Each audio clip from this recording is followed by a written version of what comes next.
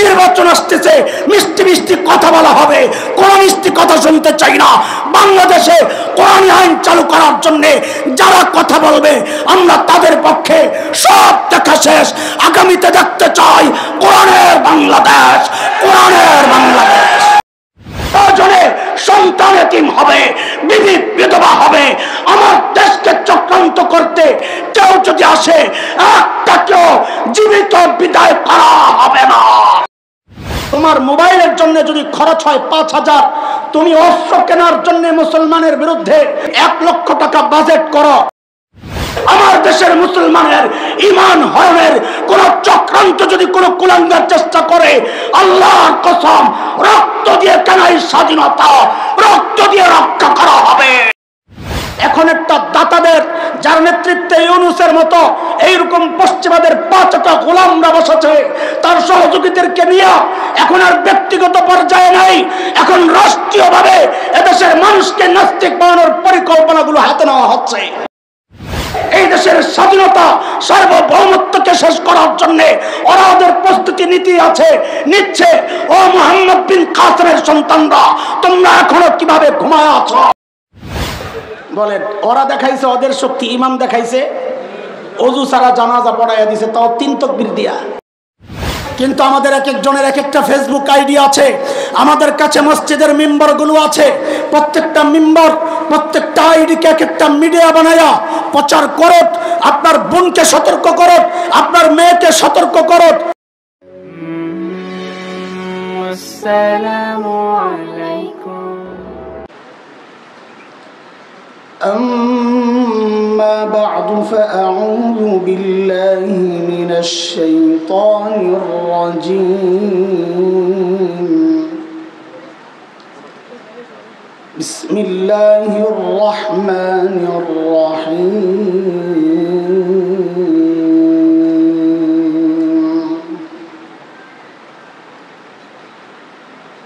ونضع الموازين القسط ليوم القيامة فلا تظلم نفس شيئا وإن كان مثقال حبة من خردل أتينا بها وكفى بنا حاسبين.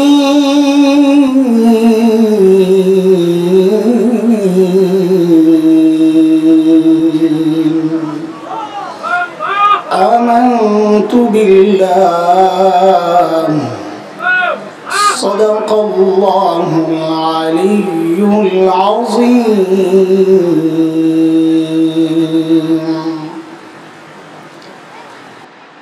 কুরআন আল কারীমের সূরাতুল আম্বিয়ার একটা ছোট্ট আয়াত আমি তেলাওয়াত করেছি। এই আয়াতকে সামনে রেখে কিছু কথা বলার নিয়ত আছে। আল্লাহ যেন আমাকে আমার বলাটা সহজ করে দেন এবং যা বলতে চাই বোঝাটাও যেন আপনাদের জন্য সহজ হয়। আয়াতের একদম সরল একটু অর্থ আগে শুনি, তারপর কথা। আল্লাহ বলেন, কিয়ামতের দিন আমি ইনসাফের দাড়িপাল্লা দাঁড় করাবো। ইনসাফের দাড়িপাল্লা মানে কি? বিচার করবেন, তো বিচার তো ইনসাফেরই তো হয় বিচার। আসলে গত 16 বছর বাড়ি তার আগের থেকে আর কি সরকারের বিচারের নামে প্রহসন না দেখলে হয়তো বুঝতাম না বিচারালয়ে কিভাবে জুলুম হয়। আমরা দেখেছি যারা অপরাধ করে নাই তাদেরকে ফাঁসিতে ঝুলতে হয়েছে, আর যারা সন্ত্রাসী লুটেরা দেশের সম্পদ বিদেশে পাচার করেছিল তারা রাষ্ট্রের সর্বোচ্চ সুযোগ সুবিধা ভোগ করেছিল। আল্লাহ তাআলা বলেন, আমার আদালত এমন হবে না। ফালা তুজলামু নাফসুন শাইআ, কারো উপর বিন্দু মাত্র জুলুম হবে না। বলে বিন্দু মাত্র জুলুম হবে না, এই কথার মানে কি? তো আল্লাহ যেন নিজেই ব্যাখ্যা দিচ্ছেন, ওয়া ইন কানা মিসকালা হাববাতিন মিন খারদাল আতাইনা বিহা। কেউ যদি একটা সরিষা দানা পরিমাণ নেকিও করে বা একটা সরিষা দানা পরিমাণ গুনাহও করে, তো হিসাবের জন্য আমি সেদিন পাল্লায় সেই আমলকে ওঠাবো এবং হিসাবের জন্য এই প্রক্রিয়াটাই যথেষ্ট। এই হচ্ছে আয়াতের মোটামুটি তর্জমা। এরপর থেকে আমি কিছু কথা বলবো, অর্ধেক আমি বলবো, অর্ধেক আপনারা বলবেন, তাহলে তাড়াতাড়ি শেষ হবে ইনশাআল্লাহ। ঠিক আছে ইনশাআল্লাহ? অনেক বড় বড় বুজুর্গ বলে আমার আসবেন, তাদের জবানে কথা শুনবেন, আমি ছোট্ট করে কথা বলে চলে যাব। আচ্ছা বলেন তো, এই যে এই আয়াত যে পড়লাম, এই আয়াতের উপর ভিত্তি করে মুফাসসিররা বলেছেন হাসরের মাঠে মানুষের শ্রেণী হবে চারটা, মূলত পাঁচটা, একটা আমরা আলোচনায় আনতেছি না, চারটা। বলেন কয়টা? চার চার চার চার। হ্যাঁ, এই শ্রেণী চারটা একটা মূল নীতি যদি বুঝেন তো আপনারাও বের করতে পারবেন, এটা খুব কঠিন বিষয় না। তার আগে আমাকে বলেন, দাড়ি পাল্লায় পাল্লা থাকে কয়টা বলেন তো? দুইটা। এক পাল্লায় লোহা দিছেন, চাল মাপবেন, কথার কথা চাল। তো এক পাল্লায় লোহা দিছেন, আরেক পাল্লায় চাল রাখেন নাই, মাপা যাবে? বলেন কেন যাবে না? আমি যেই কথাটা বলি একদম বয়ানের শেষ পর্যন্ত আপনাদের এই একটাই ডিউটি দিলাম, খালি এটাই বলবেন। বলেন পাল্লা একটা খালি, বলেন সবাই বলেন, মুখস্থ করেন। পাল্লা একটা, আবার বলেন, আমি আবার জিজ্ঞেস করি জবাব দিবেন। এক পাল্লায় লোহা রাখছি, আরেক পাল্লায় চাল রাখি নাই, মাপা যাবে? কেন যাবে না? পাল্লা একটা খালি। মাশা। ঠিক এর উল্টাও হইতে পারে, এক পাল্লায় চাল দিছি, আরেক পাল্লায় লোহা দেই নাই, মাপা যাবে? কেন যাবে না বলেন? মাশাআল্লাহ। এই দুই শ্রেণী হইল। কেমনে? হাসরের মাঠে এমন কিছু মানুষ আল্লাহর আদালতে আসবেন যাদের নেকির পাল্লায় নেকি তো আছে, কিন্তু গুনার পাল্লায় গুনাহ নাই একটাও। বলেন তো তাদের আমল মাপা যাবে? কেন যাবে না? আর জোরে বলেন না। পাল্লা খালি না, পাল্লা একটা খালি। বলেন ঠিক করে। হ্যাঁ, আমি আবার জিজ্ঞেস করি, আমার কথা কিন্তু এইটুকুই, এটারই ঘুরে পেঁচায় যদ্দূর আগানো যায়, এই জন্য এটারই মুখস্থ করেন ভালো করে। নেকির পাল্লায় নেকি আছে, গুনার পাল্লায় গুনাহ নাই একটাও, তাদের আমল মাপা যাবে? কেন যাবে না? পাল্লা একটা খালি। তাদের ব্যাপারে আল্লাহর ফয়সালা, আল্লাহর সিদ্ধান্ত, তারা বিনা হিসাবে জান্নাতে চলে যাবে। এ বলেন তো হিসাব হবে তাদের? কেন হবে না বলেন তো? পাল্লা একটা খালি। এই তো জায়গায় আসছে। আরেক শ্রেণীর মানুষ হবে ঠিক তার উল্টা, যাদের গুনার পাল্লায় গুনাহ তো আছে, কিন্তু নেকির পাল্লায় নেকি নাই একটাও। বলেন তো তাদের আমল মাপা যাবে? কেন যাবে না? পাল্লা একটা খালি। এদের ব্যাপারে আল্লাহর ফয়সালা, ফালা নুকিমু লাহুম ইয়াউমাল কিয়ামাতি ওয়াজনা, আমি এদের আমল মাপবো না, এরা বিনা হিসাবে জাহান্নামে যাবে। বুঝে আসছেনি কথা? কয় গ্রুপ গেল? আর দুই গ্রুপের দুই পাল্লাতেই আছে, গুনাহও আছে, নেকিও আছে। কারোটা নেকি ভারী হবে, বেশি না, ভারী ভারী। কারো গুনার পাল্লা ভারী হবে। এদের ফয়সালা কি? আল্লাহ সূরা জিলজালে বলেন, ফাআম্মা মান, সূরা কারিয়া, সূরা কারিয়া, ফাআম্মা মান সাকুলাত মাওয়াজিনুহু ফাহুয়া ফি ঈশাতির রাদিয়াহ, যার নেকির পাল্লা ভারী সে জান্নাতি। ওয়া আম্মা মান খাফফাত মাওয়াজিনুহু ফাউম্মুহু হাওিয়া, যার নেকির পাল্লা হালকা, গুনার পাল্লা ভারী, সে জাহান্নামী।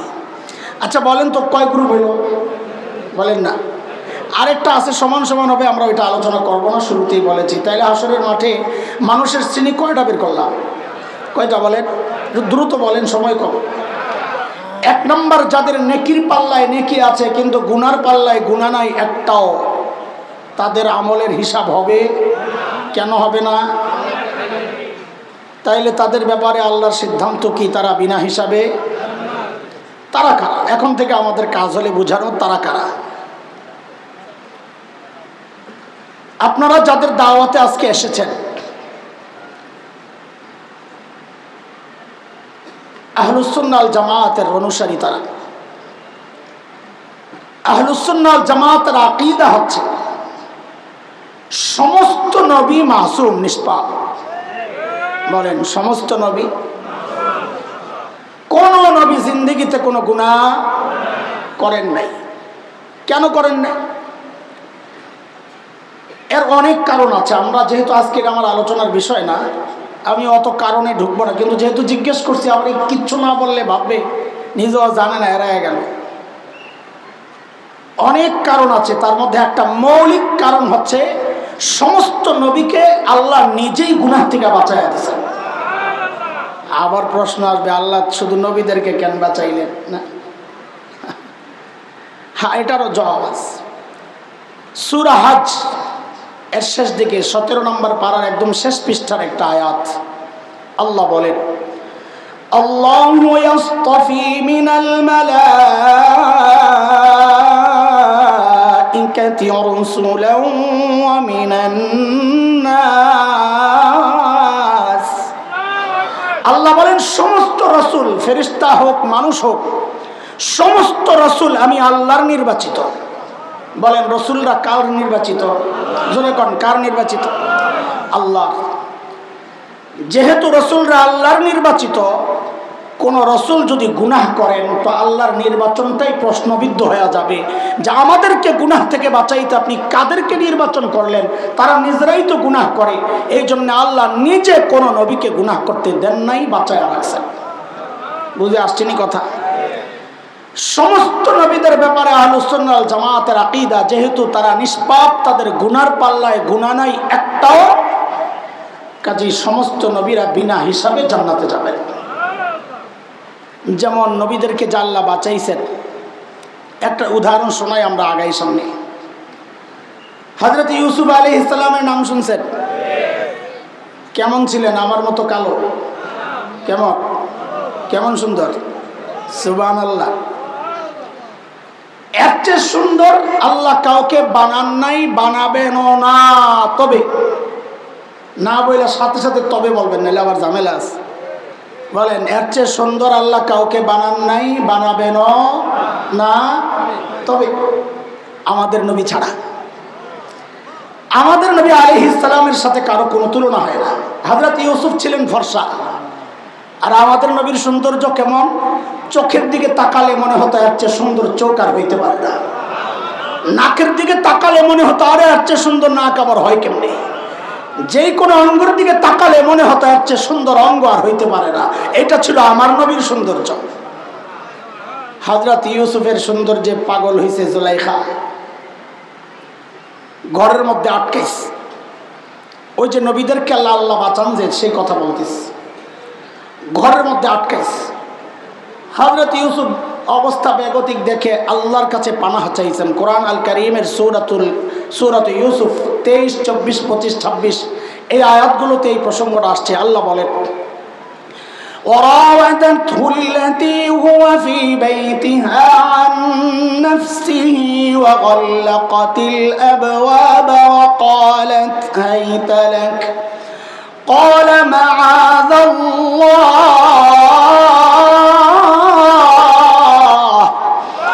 إنه ربي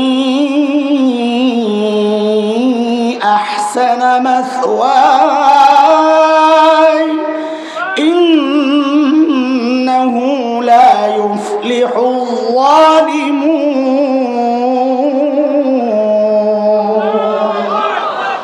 আল্লাহর কাছে যখন পানাহ চাইছেন তো আল্লাহ বলেন, ডাক আমারে দিছে তো আমি বাঁচাইয়া দিছি। আল্লাহ কি বলেন, ওয়ালাকাদ হাম্মাত বিহি ওয়া হাম্মা বিহা লাউলা আরআ বুরহানা রাব্বিক কাযালিকা লিনাসরিফা আনহু السوء والفحشاء إنه من عبادنا المخلصين। একটু চিৎকার করে বলেন তো, নবী ইউসুফকে কে বাঁচাইছেন? তো নবীদেরকে গুনাহ থেকে কে বাঁচান?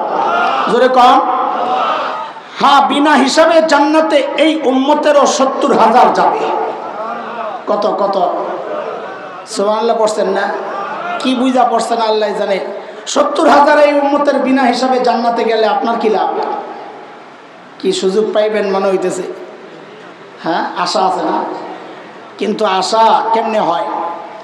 আল্লাহর নবীর সাহাবীদেরকে বাদ দিয়ে আল্লাহ করে দিয়ে দিব এরকম মনে হয় আপনাকে? সাহাবীর সংখ্যা কত বলেন তো? কত? কয় অগণিত বলে, নাউযুবিল্লাহি মিন যালিক।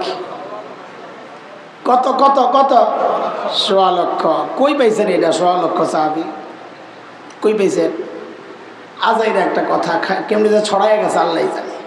আরে বুখারীর রিওয়ায়াতে আসছে 1.25 লক্ষ সাহাবী আল্লাহর নবীর সাথে বিদায় হজে হজ করছেন। এই হজের সংখ্যায় না লাগাই দিয়েছে সাহাবীর সংখ্যা।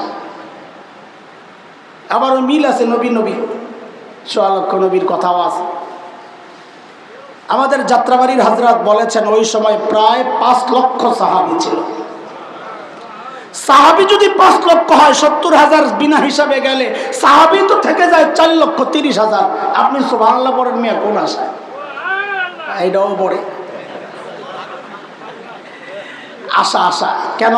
নবী পরবর্তীতে ঘুরা ঘরের থেকে ঘুরা আইসা যেটা বলছেন ওইটার জন্য আসলেই সুবহানাল্লাহ পড়া দরকার। নবী বলেছেন আরে 70,000 তো ব্যক্তি না, 70,000 গ্রুপ যাবে। 70,000 গ্রুপের প্রত্যেক গ্রুপে থাকবে আবার 70,000। এইবার সুবহানাল্লাহ ঠিক আছে না? এক গ্রুপ গেল হাসরের মাঠে। দেখেন, এটা আমাদের আলোচনার মূল পয়েন্ট না, আমি এই যে এখন আসছি মূল পয়েন্টে। এক গ্রুপ যাবে বিনা হিসাবে জান্নাতে, তাদের হিসাব হবে না। কেন হবে না একটু বলেন তো চিল্লায়া? পড়া ভুলে গেছে, জোরে বলেন। পাল্লা একটা খালি, সাবাস। ঠিক এর উল্টা আরেক গ্রুপ আল্লাহর আদালতে দাঁড়াবে, যাদের নেকির পাল্লায় গুনার পাল্লায় গুনাহ তো আছে, নেকির পাল্লায় নেকি নাই একটাও। একটু বলেন তো তাদের হিসাব হবে? জোরে বলেন। কেন হবে না? পাল্লা একটা খালি। তো হিসাব না হইলে বিনা হিসাবে কই যাইব? হ্যাঁ, জাহান্নামে। তারা কারা বলেন তো? দ্রুত বলেন, সময় কম। তারা কারা? কাফির মুশরিক না? মাশাআল্লাহ মাশাআল্লাহ, কথা তো ঠিক আছে, কথা ঠিক আছে। কাফির মুশরিকদের হিসাব হবে না, বিনা হিসাবে জাহান্নাম, কথা ঠিক আছে। কিন্তু দোস্ত, এটা তো সবাই জানি। যা হয়তো জানি না এমন আরেকটা গ্রুপ আছে যারা বিনা হিসাবে জান্নাতে জাহান্নামে যাবে। তারা আমার মতো টুপিওয়ালাও হইতে পারে, আমার মতো দাড়িওয়ালাও হইতে পারে, আমার মতো জুব্বাওয়ালাও হইতে পারে। তারা কারা? তারা কারা? আল্লাহ বলতেছেন, আমি আপনি বললে হবে না, আল্লাহ বলতেছেন ومن يرتد منكم عن دينه فيمت وهو كافر فأولئك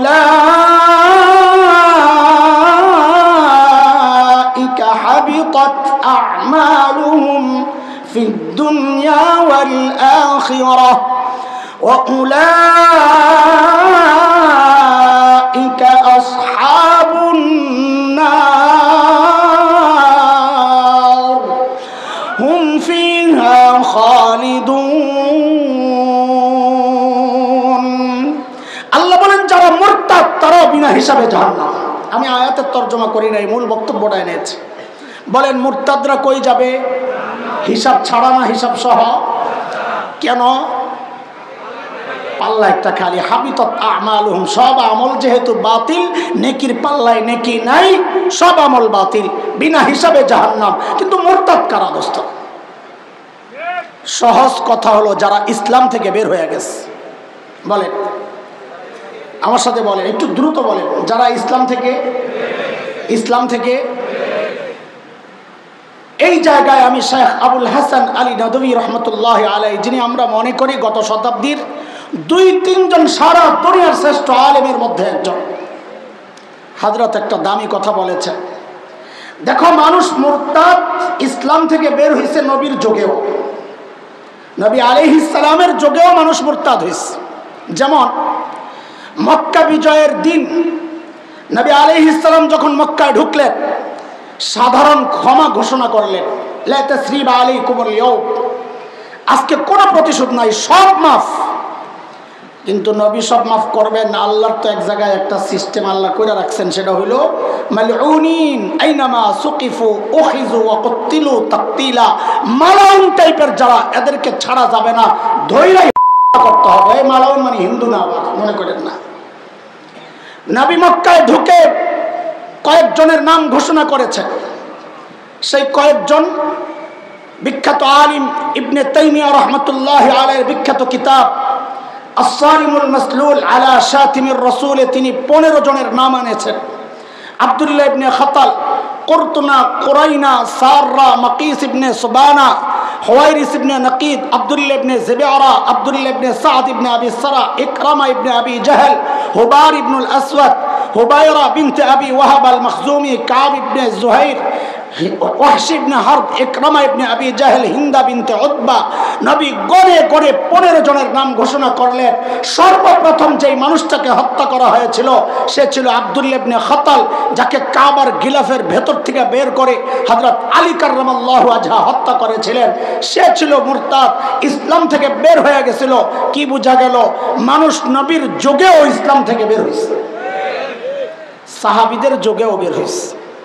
মুসাইলামাতুল কাজ্জাব মিথ্যা নবুয়তের দাবিদার, তার অনুসারীরা মুরতাদ, ইসলাম থেকে বের হয়ে গেছে। হযরত বলেন মানুষ ওই সোনালী যুগেও মুরতাদ হয়েছে, এই যুগে আরো 1000 গুণ বেশি মুরতাদ হচ্ছে। পার্থক্য কি? পার্থক্য হচ্ছে ওই যুগে যারা মুরতাদ হইতো তারা নিজেরাও জানতো আমরা ইসলাম থেকে বের হয়ে গেছি।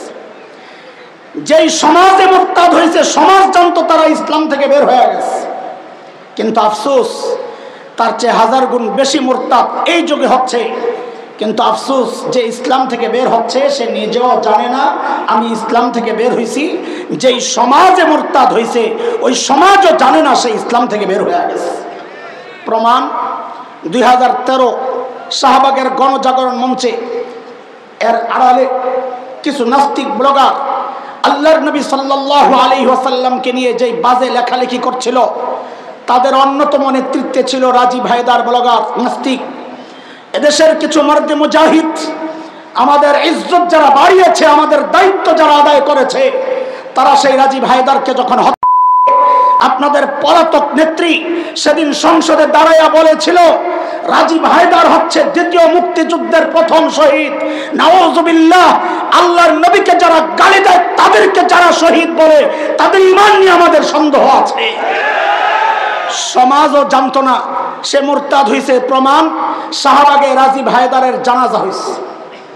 রাজীব হায়দারের জানাজা হয়েছে। আপনারা হয়তো বলবেন হুজুর আপনার মতোই তো কোনো হুজুর ইমামতি করছে। আমি বলি হ্যাঁ করেছে। আমার ভাইটাকে জোরপূর্বক নেওয়া হয়েছে নামাজ পড়ানোর জন্যে। ওরা ওদের শক্তি দেখাইছে, ইমাম সাহেবের শক্তি দেখাইয়া দিছে। বলে ওইটা আবার কি? বলে অজু ছাড়া কাম সারছে। বলেন ওরা দেখাইছে ওদের শক্তি, ইমাম দেখাইছে অজু ছাড়া জানাজা পড়াইয়া দিছে, তাও 3 তাকবীর দিয়া। আমি একজনকে জিজ্ঞেস করছি পিছন দিকে কেউ লোকমা দেয় নাই, পিছনে যদি দাঁড়াইছে ওরা জানলে এরা তকবীর কয়টা? কথা ঠিক কিনা বলেন? অদস্ত শুনেন, মূল পয়েন্টে চলে আসছে আমি, খেয়াল করেন। এক সময় এরকম ব্যক্তিগতভাবে নাস্তিকতার চর্চা হইতো, কিন্তু আমাদের জন্য দুর্ভাগ্য বাংলাদেশে কয়েকটা পাইপলাইন চালু আছে বিদেশি সংস্কৃতি, বিদেশি কালচার ঢুকানোর জন্য। এর মধ্যে একটা ছিল পশ্চিমের সংস্কৃতি, মানে দাদাদের, যার নেতৃত্বে ছিল হাসিনাগণ। জুলাই আগস্টের বিপ্লবের সময় সেই পাইপলাইনটা বন্ধ হয়েছে, কিন্তু আমাদের দুর্ভাগ্য আরেকটা পাইপলাইন চালু হয়ে গেছে, সেটা হচ্ছে পশ্চিমাদের, দাতাদের। আগেরটা ছিল দাদাদের, এখন একটা দাতাদের, যার নেতৃত্বে ইউনূসের মতো এইরকম পশ্চিমাদের 5টা গোলামরা বসেছে তার সহযোগীদেরকে নিয়ে। এখন আর ব্যক্তিগত পর্যায়ে নাই, এখন রাষ্ট্রীয়ভাবে এদেশের মানুষকে নাস্তিক বানানোর পরিকল্পনাগুলো হাতে নেওয়া হচ্ছে। আমাদের বলতে দ্বিধা নাই। আপনি দেখেন একটা একটা পরিকল্পনা বারবার আমাদের কাঁধে চাপাইয়া দেওয়ার চক্রান্ত হচ্ছে। আমরা দেখেছি ট্রান্সজেন্ডারের মতো ভয়ঙ্কর তৎপরতা, এটাকে স্বীকৃতি দেওয়ার সব ব্যবস্থা করা হয়েছে। নারী অধিকারের নামে বাবার সম্পত্তিতে নারী এবং পুরুষের সমান অধিকারের আইন বাস্তবায়নের চেষ্টা হচ্ছে। এমন আর কয়টা বলবো? হাজারো প্রকল্প ওদের হাতে, কারণ যাদের নুন খায় ওদের সিলেবাস বাস্তবায়ন, এটাই ওদের টার্গেট। আমাদের একটাই কথা, ক্ষমতায় কে আছে কে গেল এটা নিয়ে আমাদের মাথা ব্যথা নাই। আমরা ঈমান নিয়ে বাঁচতে চাই, আমরা স্বাধীনতা সার্বভৌমত্ব নিয়ে বাঁচতে চাই। আমার দেশের স্বাধীনতা সার্বভৌমত্ব নিয়ে যদি কোন কুলাঙ্গার চক্রান্ত করে, আমার দেশের মুসলমানের ঈমান হরণের কোন চক্রান্ত যদি কোন কুলাঙ্গার চেষ্টা করে, আল্লাহর কসম এখানেই স্বাধীনতা রক্ষা করা হবে, রক্ষা করা হবে। অত্যন্ত দুঃখের সাথে বলতে হয়, জুলাই আগস্টের বিপ্লবের পর কার্যকলাপ কিছুটা ব্যাকফুটে গিয়েছিল, আমরা জেনেছি দেখেছি, কিন্তু এখন তাদের আস্ফালন নতুন করে শুরু হয়েছে। বিশেষ করে এদেশের আমাদের অন্য এক ভাই শ্রেণী, যাদের সাথে আমাদের সুসম্পর্কের ইতিহাস হাজার বছরের, এদেশের হিন্দু, আমরা কোনো ভিন্ন ধর্মের মানুষকে কটাক্ষ করছি না, কাউকে হুমকিও দিচ্ছি না। এদেশের হিন্দু, বৌদ্ধ, খ্রিস্টান, মোরাং, গারো, চাকমা, কুকি, সাঁওতাল, টিপরা সবাই বাংলাদেশের নাগরিক, সবাই আমাদের ভাই। কিন্তু কোন চক্র যদি দেশের স্বাধীনতা নিয়ে চক্রান্ত করে, কোন চক্র যদি ইমানদারদের ঈমান হরণের চেষ্টা করে, আমরা বলবো পরিষ্কার, তেমনি একটা সন্ত্রাসী গ্রুপের নাম যেটা সংক্ষেপ, তাদের মাধ্যমে নতুন যে চক্রান্ত শুরু হয়েছে, সেই চক্রান্তের বিষয়ে ছোট্ট একটা কথা বলে হয়তো আমাকে শেষ করতে হবে। দোস্ত শোনেন, দুনিয়াব্যাপী খ্যাতি অর্জন করেছে এক মহান ব্যক্তিত্ব, আমাদের জন্য মহান না, দুনিয়াওয়ালাদের জন্য, গ্রেগরি স্ট্যান্ট, যিনি বিষয়ে তার এক সংগঠন আছে। এই সংগঠনের কাজ করতে গিয়ে তিনি একটা প্রতিবেদন লিখেছিলেন। ওই প্রতিবেদনের কারণে সারা দুনিয়ায় তার খ্যাতি ছড়িয়েছে। ওই প্রতিবেদনটার নাম ছিল 10 স্টেজেস অফ। এই আওতায় তিনি 10টা স্টেজ, কি স্টেজ পার করে চালানো হয়, তিনি গবেষণায় লিখেছেন, দেখিয়েছেন।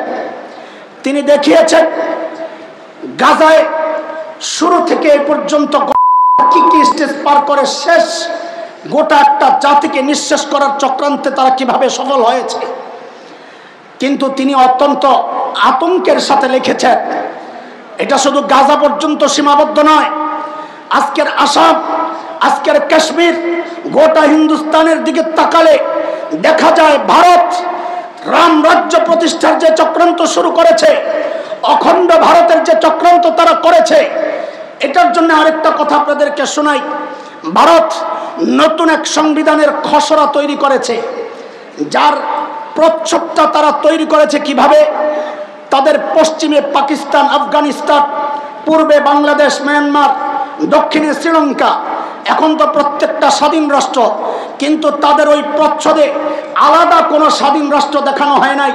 গোটা অঞ্চলটাকে এক অঞ্চল দেখায়া গৈরিক পতাকা, সেখানে গেরুয়া কালারের এক পতাকা পুরোটার মধ্যে তারা সেটে দিয়েছে। তার মানে অখণ্ড ভারতের পতাকা এটাই হবে কিনা, তাদের পরিকল্পনা কিনা আমরা জানি না। তাদের টার্গেট একটাই, গোটা অঞ্চলটাকে হিন্দু রাজ্য প্রতিষ্ঠা করা, হিন্দুত্ব প্রতিষ্ঠা করা। অখণ্ড ভারতের এই স্লোগানে যারা আছে তাদের কর্মপন্থার জন্য ঠিক করার জন্য উত্তরাখণ্ড একটা অঞ্চল আছে, উত্তরাখণ্ড, সেখানে হরিদা এক অঞ্চলে 2021-এর 17, 18, 19 ডিসেম্বর হিন্দু পণ্ডিতদের, গোটা ভারতের হিন্দু পণ্ডিতদের যে সভা হয়, ধর্মীয় মহাসভা এটার নাম তারা দিয়েছে, সেখানে হিন্দু পণ্ডিতদের যে বক্তব্য আমরা পেয়েছি, অধিকাংশের বক্তব্য ছিল আমার, হিন্দু যুবকরা তৈরি হও, তোমার মোবাইলের জন্য, এই বক্তব্য আমি একটা কোট করছি আপনাদের, তোমার মোবাইলের জন্য যদি খরচ হয় 5,000, তুমি অস্ত্র কেনার জন্য, মুসলমানের বিরুদ্ধে অস্ত্র কেনার জন্য 1 লক্ষ টাকা বাজেট করো। আমাদের অমুসলমান, আমরা আজকে কথা বললে এক শ্রেণী আমাদেরকে, আমরা আজকে প্রতিবাদ প্রতিরোধের কথা বললে এক শ্রেণী আমাদেরকে বলে, অথচ এই দেশকে, এই দেশের স্বাধীনতা সার্বভৌমত্বকে শেষ করার জন্য ওরা ওদের প্রস্তুতি নিচ্ছে। ও মুহাম্মদ বিন কাসেমের সন্তানরা, তোমরা এখনো কিভাবে ঘুমায় আছো? ও তারিক বিন জিয়াদের সন্তানরা এখনো কেন ঘুমায় আছো? জাগো, ওঠো, আওয়াজ উঠাও। আল্লাহর জমিনে আল্লাহর দ্বীন কায়েমের জন্য প্রয়োজনে সন্তান এতিম হবে, বিবি বিধবা হবে। আমার দেশকে চক্রান্ত করতে, আমার দেশকে টুকরা করতে কেউ যদি আসে, একটাকেও জীবিত বিদায় করা হবে না, জীবিত বিদায় করা হবে না। মুহতারাম হাজরিন, বর্তমান এক নতুন চক্রান্ত শুরু হয়েছে। আমরা আমাদের কোন হিন্দু ভাইকে হুমকি দিচ্ছি না, আমরা হুমকি দিচ্ছি হিন্দুদের, আমরা হুমকি দিচ্ছি অখণ্ড ভারতের দাবিদারদের, আমরা হুমকি দিচ্ছি এদেশের শান্তি শৃঙ্খলা স্থিতিশীলতা যারা নষ্ট করতে চায় তাদের। আমরা দেশকে ভালোবাসি, স্বাধীনতায় বিশ্বাস করি, এর বিরুদ্ধে যাদেরই অবস্থান হবে তাদের বিরুদ্ধে আমাদের, তাদের বিরুদ্ধে। নতুন যে চক্রান্ত শুরু হয়েছে আপনাদেরকে সতর্ক করি, আমাদের দিল্লি স্টারের মতো কোনো পত্রিকা তো আমাদের নাই। দিল্লি স্টার চেনেন তো? কি ডেইলি স্টার, আমাদের এটা মোহাব্বতের নাম হচ্ছে দিল্লি স্টার, এবং তার আরেক সহযোগী প্রথম আলো। তাদের মতো পত্রিকা আমাদের নাই, কিন্তু আমাদের এক একজনের এক একটা ফেসবুক আইডি আছে। আমাদের কাছে মসজিদের মেম্বারগুলো আছে, প্রত্যেকটা মেম্বার প্রত্যেকটা আইডিকে এক একটা মিডিয়া বানায়া প্রচার করত। আপনার বোনকে সতর্ক করত, আপনার মেয়েকে সতর্ক করত। কেন? আমাদের কাছে এখন শত শত কেস আসতেছে, হাজার হাজার দুর্ঘটনার শিকার হয়ে কেউ মুখ খোলে না। আমার মুসলিম বোনকে, আমার কন্যাকে ওরা টার্গেট করেছে, ওদেরকে নষ্ট করবে, ওদের সাথে প্রেমের সম্পর্ক করবে। তার জন্য কতগুলো স্টেজ তারা এদেশের জন্য তারা নির্ধারণ করেছে। আমরা তদন্তের মাধ্যমে সেগুলো জেনেছি। একটা হচ্ছে সাইকোলজিক্যাল ওয়ার, অর্থাৎ মনস্তাত্ত্বিক যুদ্ধ। মেয়েটার সাথে প্রথমে সখ্যতা করবে, মিষ্টি মিষ্টি কথা বলবে, প্রেমের সম্পর্ক করবে, এটা একটা তাদের পদ্ধতি। আরেকটা হচ্ছে স্লিপিং পিল ওয়ার, তাদেরকে ঘুমের ট্যাবলেট খাওয়া তার সাথে শারীরিক সম্পর্ক করে, সেটা ভিডিও করে, বারবার বারবার দিনকে দিন তাদেরকে ব্ল্যাকমেইলিং করে, তাদের সাথে সম্পর্ক করে। এক সময় ভারতের পতিতালয়ে আমার সন্তানকে, আমার মেয়েকে বিক্রি করে দেওয়া হচ্ছে, এবং ওই টাকায় তারা অস্ত্র কেনার প্রস্তুতি নিচ্ছে। আপনাদেরকে জাগার জন্য কথাগুলো বলছি। 3 নম্বর হচ্ছে ওর মাধ্যমে আমার বোন, আমার মেয়েকে তারা বিভ্রান্ত করছে। 4 নম্বর ইসলাম গ্রহণ করবে এই আশ্বাসে প্রেম করছে। 5 নম্বর ইসলাম তার ভালোবাসে, ইসলাম গ্রহণ করেছে মিথ্যা দাবি করে এইভাবেও তারা ধোঁকা দিচ্ছে। এর এক প্রমাণ আপনাদেরকে শোনাই। আরে মাদারীপুরের ঘটনা আসছে আমাদের হাতে কেস। এক হিন্দু ছেলে শুধু মুসলিম মেয়েদেরকে মাধ্যমে নষ্ট করার জন্য সে নিজের পর্যন্ত করাইছে ধোঁকা দেওয়ার জন্য যে আমি মুসলমান। ও দোস্ত, আর কতকাল ঘুমায়া থাকবেন? অথবা নিজেকে মুসলমান পরিচয় দিয়ে মুসলিম মেয়েদেরকে ধর্ষণ করে করে ছেড়ে দিচ্ছে। গতকাল রাতে আল্লামা মামুনুল হক হাফিজাহুল্লাহ সহ রাতে আমরা একটা ভিডিও দেখছিলাম। এক ছেলে তার সাক্ষাৎকারে বলছে, আমাকে 30,000 টাকা আমাদেরকে দেওয়া হয় এক একটা মুসলিম মেয়েকে নষ্টের পরিবর্তে এবং তাদের হাতে তুলে দেওয়ার পরিবর্তে। আপনারা ঘুমান, আমরা কথা বললে আমরা সুশীলগিরি দেখান, তাই না? আমার সন্তানের ইজ্জত হরণ করা হচ্ছে, আমার কলেজের টুকরা মেয়ের ইজ্জত হরণ করা হচ্ছে। মুসলমান, তুমি ঘুমাইতে থাকো, ঘুমানোর সময় নাই, জাগতে হবে, প্রতিবাদ করতে হবে, প্রতিরোধ করতে হবে। যারা এর বিরুদ্ধে বলবে না, নির্বাচন আসতেছে, মিষ্টি মিষ্টি কথা বলা হবে, কোন মিষ্টি কথা শুনতে চাই না। বাংলাদেশে কোরআনী আইন চালু করার জন্য যারা কথা বলবে আমরা তাদের পক্ষে সব দেখা শেষ। আগামীতে দেখতে চাই কোরআনের বাংলাদেশ, কোরআনের বাংলাদেশ।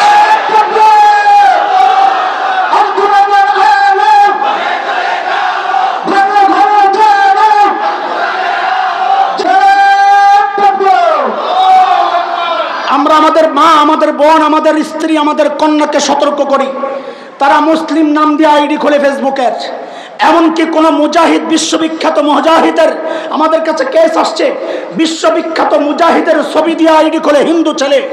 তারা বিভিন্ন কৌশলে মেয়েদের কাছাকাছি যায় এবং দুঃখজনক হলেও সত্য, এই যে কয়দিন আগে বুয়েট একটা ধরা পড়ছে শ্রীশান্ত, তার আইডি থেকে যেটা জানা গেছে সে গণপরিবহনে বাসে ওঠে বোরকাওয়ালাদের মেয়েদেরকে টার্গেট করে যৌন হয়রানি করত। এটা তার টার্গেটের একটা মিশন ছিল। পরবর্তীতে ফেসবুকে দেওয়া উল্লাস প্রকাশ করত, আজকে একটা মুসলিম মেয়েকে আমি এই কাজ করেছি, নাউজুবিল্লাহ। এইভাবে প্রকাশ্যেই তারা কাজগুলো করছে। তুমি ঘুমাইতে থাকো, সতর্ক করো বোনকে, সতর্ক করো কন্যাকে। এমন অপরিচিত কারোর সাথে এমনি তো সম্পর্ক করাই যাবে না, অপরিচিত কারোর মেসেজের জবাব দেওয়া যাবে না, কোনো সম্পর্ক করা যাবে না। এই আওয়াজ উঠায়া দাও, প্রত্যেকের আইডি থেকে এই কথা ছড়াইয়া দাও। আমাদের প্রত্যেকটা আইডি একটা মিডিয়া হয়ে যাক, আমাদের প্রত্যেকটা মেম্বার একটা মিডিয়া হয়ে যাক। দোস্ত, তারা কিভাবে ঢোকে সেটাও আমাদের কাছে আসছে। এইভাবে ঢোকে, একটা মেসেজ পাঠায়, আমি হিন্দু তবে ইসলাম আমার খুব ভালো লাগে, এটা তার একটা কৌশল। আবার কি বলে, আমি হিন্দু তবে ইসলাম সম্পর্কে জানার আমার বেশ আগ্রহ। এবং ওই মেয়েটাকে বারবার মেসেজ পাঠায়, প্রত্যেক নামাজের ওয়াক্তে মেসেজ পাঠায়, বন্ধু তুমি নামাজ পড়েছ, আমরা তো হিন্দু কিন্তু তোমার তো নামাজ ফরজ, তুমি নামাজটা পড়ে নাও, আমার ইসলাম খুব ভালো লাগে, আমার ধর্মের কারণে আমি নামাজ পড়তে পারি না। এইভাবে এই কৌশলে সে একটা মেয়ের কাছাকাছি পৌঁছার চেষ্টা করে। আপনারা শুনলে অবাক হবেন, আরে একটা মহিলা মাদ্রাসার ছাত্রীর কেস আসছে আমাদের কাছে, মহিলা মাদ্রাসায় পড়ে, ওই বাচ্চাটাকে পর্যন্ত এইভাবে এক হিন্দু ফুসলাইয়া প্রেমের সম্পর্ক গইরা এমন একটা স্টেজে নিয়ে গেছে যেখান থেকে আর মেয়েটা ফিরতে পারে নাই। বাসা থেকে মাদ্রাসায় যায়, শুধু ক্লাস মিস দেয়, শুধু ক্লাস মিস দেয়। শিক্ষকরা জিজ্ঞেস করলে কিচ্ছু বলে না। মুহতামিম সাহেব অভিভাবককে ডাকায় আনছেন, কি সমস্যা? বলে কিচ্ছু জানি না, আমি তো বাসা থেকে পাঠাই। এক সময় ওস্তাদরা সিদ্ধান্ত নিল তাকে আবাসিক রাখা হবে, আবাসিক রাখা হবে। অভিভাবক রাজি, আবাসিক থাকলে নিরাপদ থাকবে এবং ক্লাস মিস দিবে না। কিন্তু আবাসিক থাকার পর হঠাৎ 5 দিন পর্যন্ত সে লাস্টিং করেছে, অস্থির।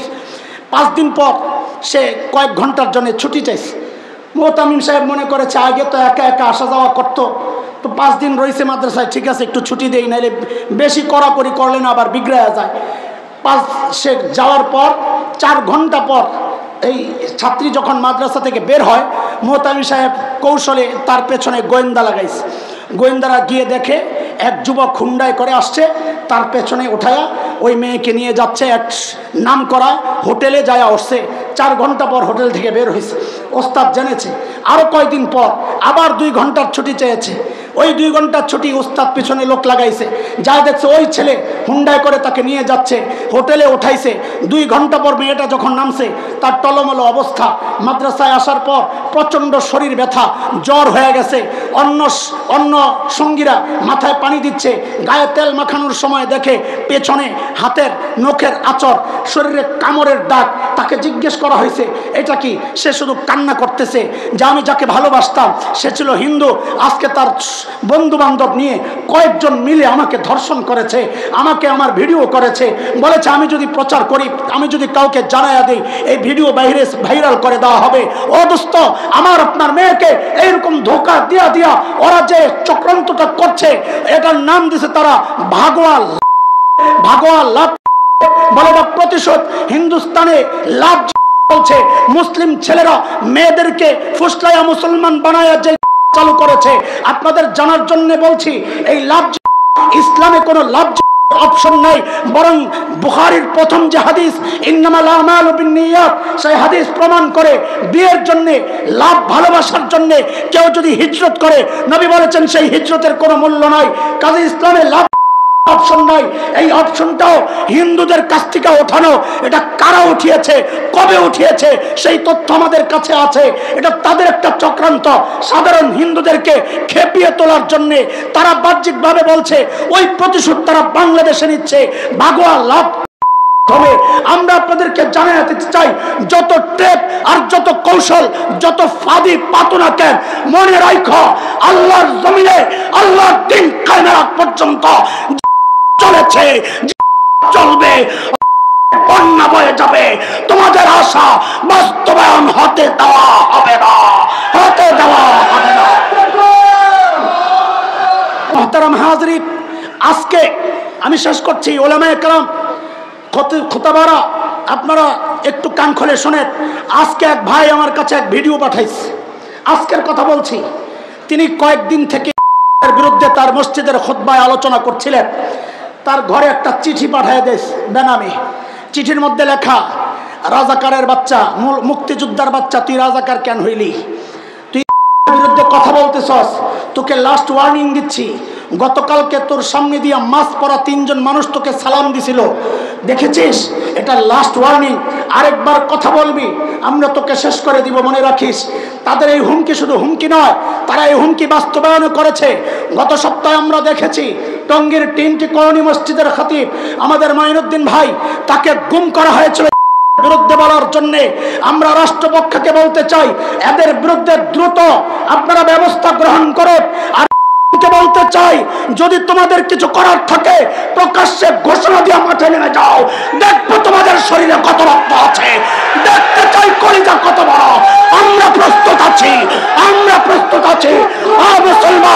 ও মুসলমান জানতে চাই, যদি আমার একটা আছে দেশের স্বাধীনতার বিরুদ্ধে যাদের অবস্থান, ইমানদারদের বিরুদ্ধে যাদের অবস্থান, তাদের বিরুদ্ধে লড়তে হবে, জীবন দিতে হবে।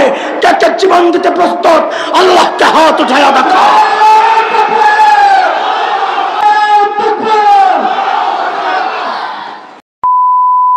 বক্তব্য, কৃষ্ণের আদর্শ বাস্তবায়ন করবা করো, কিন্তু মুসলমানের বিরুদ্ধে খোঁচাখুচি কইরো না, এর পরিণাম ভালো হবে না। আমাদের ইতিহাস রক্ত দেওয়ার ইতিহাস, আমাদের ইতিহাস শাহাদাতের ইতিহাস। যারা চায়, যারা হতে জানে, ওদেরকে হুমকি ধমকি দিয়া কাজ হবে না। আমরা তো প্রস্তুত আছি শাহাদাতের জন্য ইনশাআল্লাহ। আমরা প্রস্তুত আছি এই জমিনে আল্লাহর দ্বীন কায়েমের জন্য। শুধু এই জমিন নয়, আমরা তো স্বপ্ন দেখি খুব শিগগির দিল্লির লাল কেল্লায় আবারও কালিমার পতাকা পথ করবে ইনশাআল্লাহ, পথ করবে ইনশাআল্লাহ। আল্লাহ কবুল করেন, আল্লাহ এই মাজমাকে কবুল করেন, আল্লাহ আমাদেরকে সচেতন হওয়ার তৌফিক দান করেন। আমিন। ওয়া আখিরু দাওয়ানা আলহামদুলিল্লাহি রাব্বিল আলামিন। ওয়াসসালামু আলাইকুম ওয়া রাহমাতুল্লাহ।